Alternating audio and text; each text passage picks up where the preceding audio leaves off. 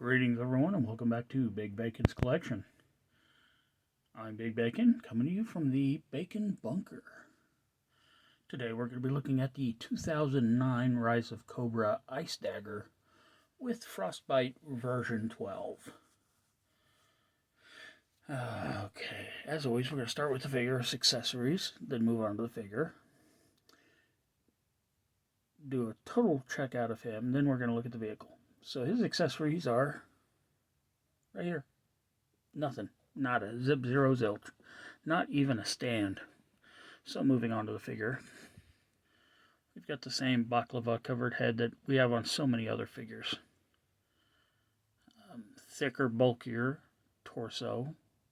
Kind of giving that winter coat look. The add-on, glued on add-on of the hood. And the, what is this called? The hang down. The overlay gives it that look of being a longer jacket. Now what I find interesting is the crotch is not painted at all. It's the same exact color as the upper body, even though his pants are a darker color. But with this pulled all the way down where it's supposed to be, yeah, you really don't see that. Big, thick black leather gloves. It's got dark green combat style pants. Why his pockets are on the front and not the sides, I have no clue. Although engineering wise I know why on the figure it's that way, because big bulky pockets on the side makes it difficult to fit in a seat. Got a pair of black combat boots. Why he doesn't have Arctic boots, no clue. Articulation wise, pretty much the same as all the 4-inch Joes of this era. You got a ball joint in the head that allows for rotation. No real up and down, no real tilt. Arms will hinge up to 90. Rotate. Single jointed elbow comes up to, if you can get it to fit inside the little gap there in the bicep area, you can get it up to 90. And you can actually see the indent right there. Anything else and it's just going to come up to where it hits sculpt and stops. Didn't point out the G.I. Joe logo there on his sleeve. Hands rotate at the glove point. No hinging. He's got a torso cut that allows for a little bit of forward, a little bit of back. No real tilt, but great rotation. The hips are the standard T-hook hips, but with the overlay down in position. Well, yeah, it just kind of pushes it up.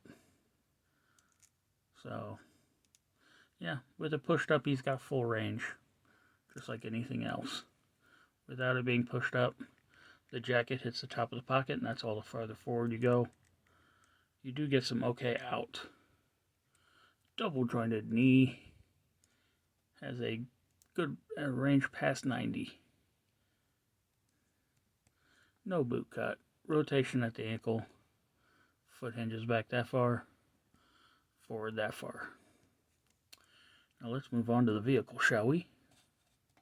The Ice Dagger.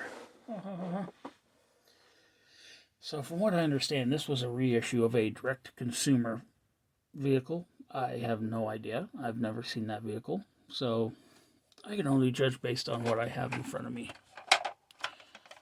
So on the front we have a set of skis that do rotate together for steering. You can slide it back. It will kind of lock it from steering, but it gives it a smaller profile on a shelf. The skis are articulated. Got some great sculpted in hosing, engineering, even weaponry on the skis. Looking at the profile of this vehicle, I mean, it's not a bad looking vehicle.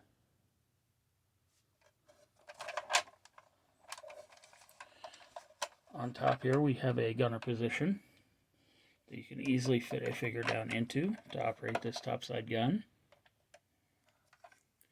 If you move the gun out the way,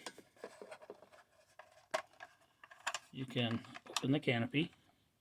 Canopy is designed to hold 2 figures. But the problem is with a lot of these Arctic figures, they come with that hang-down jacket piece, and that makes setting them difficult. But if you can get that jacket piece to ride up,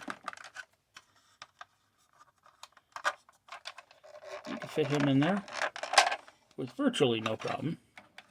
Still don't have him down in there quite far enough. As you can see, a little bit of sculpted detail on the dash, some decals, seats.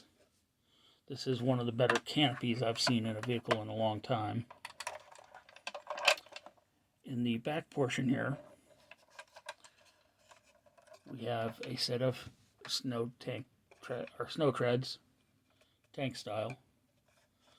This upper portion here has an antenna and a radar assembly. And there's a seat back here to fit a figure down into. See if I have any better luck getting them down in there. Yeah, I can get them in there.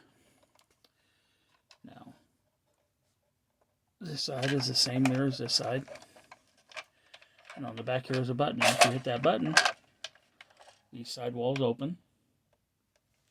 And you have a lifted weapons platform.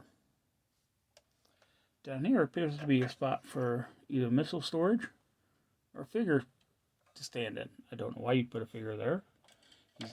It'll be too short to have him in there with this here, especially when you've got the missiles pushing down on top of the head. This does rotate. There's a gun mounted on the front of the cage. These side pods do elevate.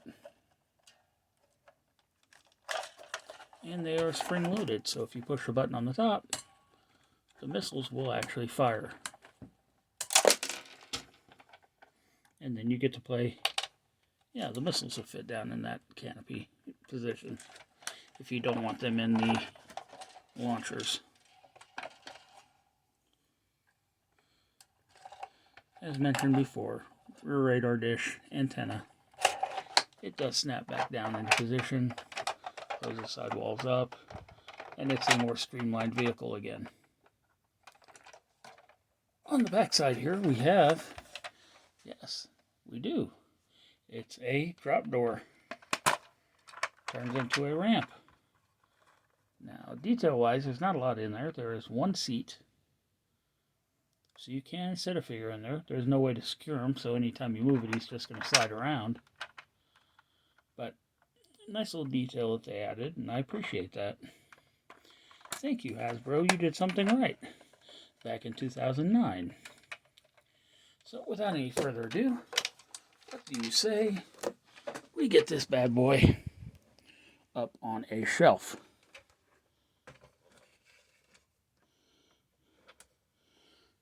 And there you have him.